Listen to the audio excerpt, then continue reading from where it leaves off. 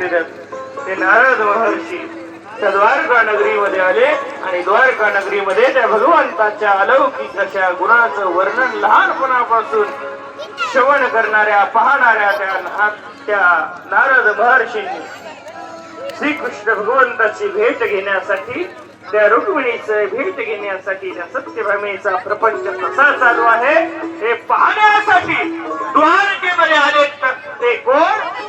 तर ते नारद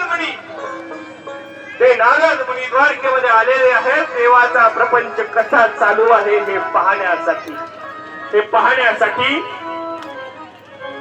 द्वारकेमध्ये ते नारायण आलेले आहेत. ते नारायण करत ते देवाचं गुणगान गात हे नारद महर्षी आलेले असतात.